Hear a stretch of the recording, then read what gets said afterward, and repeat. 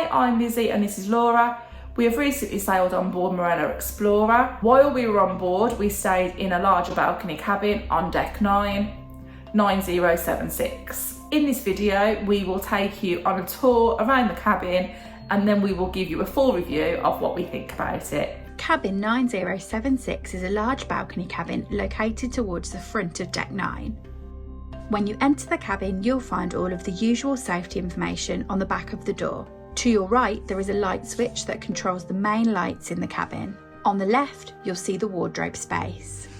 There is a lot of storage in this area with 2 large hanging areas and plenty of shelves and drawers. Your life jacket and the cabin safe can also be found in these wardrobes. At the end of the wardrobes, there is some additional storage where previously these cabins had a small fridge. This is now an empty cupboard. This is also where you'll find your tea and coffee making facilities. The bathroom is located opposite the wardrobes and is a pretty standard cruise ship bathroom. There is a good amount of storage in here with shelving and cupboards around the sink area. We were pleased to see that the shower had a glass door and that there was plenty of space inside. The air conditioning is controlled by a small dial just outside the bathroom. The main cabin area is pretty spacious with your beds, a desk and a small sofa. On this cruise we had our beds set up as twins, but you could have this set as a double if you'd prefer. Each bed has a bedside table with some drawer space and a large lamp. On one side of the bed there is also a telephone and a switch that controls the main cabin lighting. The sofa in here was small, but there was enough space for 2 to sit here. There is a small travel hairdryer stored in the desk drawer. This cabin has a large balcony that is partly shaded from the deck above.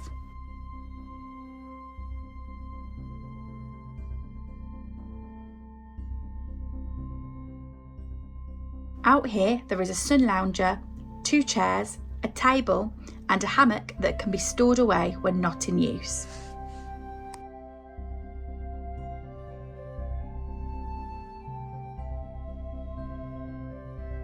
We'll start with talking about the bathroom. We found that the shower was quite dark inside it as there isn't actually a light in the shower. The light is outside of the shower. However, this didn't bother us too much. We really appreciated that the shower had a glass door and it didn't have the dreaded shower curtains. However, we felt like it needed more storage as we couldn't fit our shampoo, conditioner and shower gel on the little shelf. It had to go on the floor, which then is a little bit annoying when you're having to bend down all the time.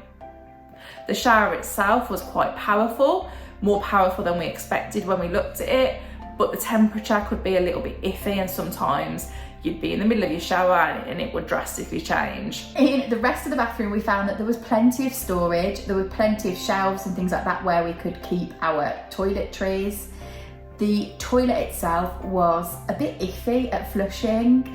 We didn't always manage to sort of flush first time. It took a couple of presses of the button before it would actually flush. The toiletries that were provided by Marella in the bathroom were not to our taste.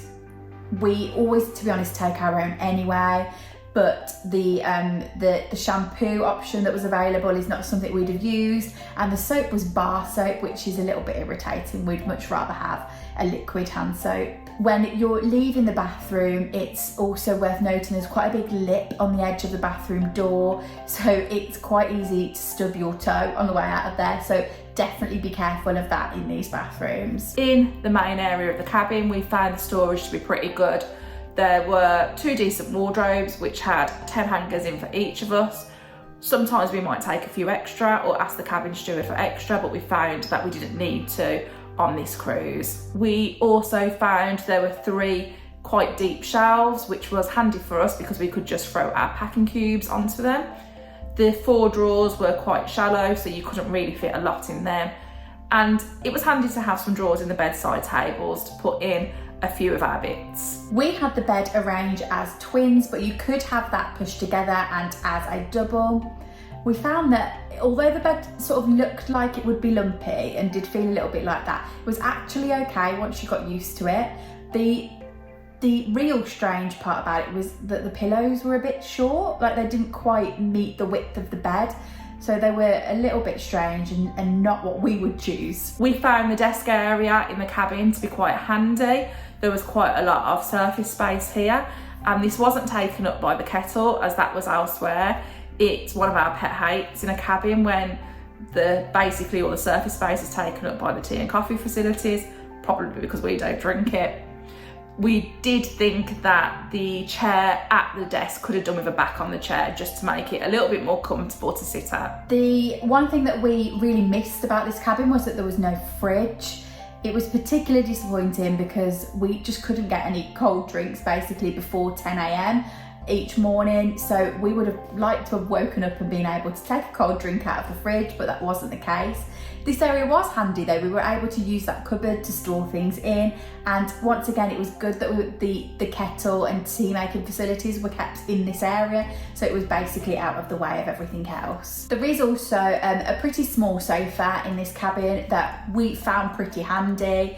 It was a little bit on the small side, but it was useful to have. Now, the balcony itself was a great size. Obviously, it was a large balcony and we could really see why it was called that. We were quite disappointed, however, that there was only one lounger on there. It would have been nice for us to both be able to lie on the loungers as we were sailing in and out of ports, but this wasn't possible. The balcony itself did look a little bit tired, could probably have done with a bit of sprucing up out there. We did also have a hammock on this balcony, and to be honest, we didn't really fancy using it because it was a bit dirty and dishevelled looking. So we opted not to use that, even though we have loved using hammocks on balconies in the past. The balcony itself we found was quite good because some of it would be sheltered and some of it would be in the sun, so it meant whatever the weather you could use it, and if you like sitting in the sun you could do that, and if you didn't you could sit in the shade. The location of this cabin was fantastic, we thought. It was in a pretty central location, not too high, not too low, and really handy for using the lifts. The one caveat to that is that we could actually hear the noise from the lifts whilst we were in the cabin, and it wasn't specifically sort of people talking and coming past the cabin that was the issue. It was actually like the bing bong noise of the lift arriving onto this deck that you could hear, that we found to be quite irritating. Despite that, we would have absolutely no hesitation booking this cabin again. As we said, the location was really handy. We thought it was really well appointed, and it gave us a really comfortable stay for our week on board. Thanks for watching. Don't forget to give this video a like and drop any questions you've got in the comments down below. Please do also make sure that you're subscribed to our channel. You can also find us on social media by searching Sisters on the Seas.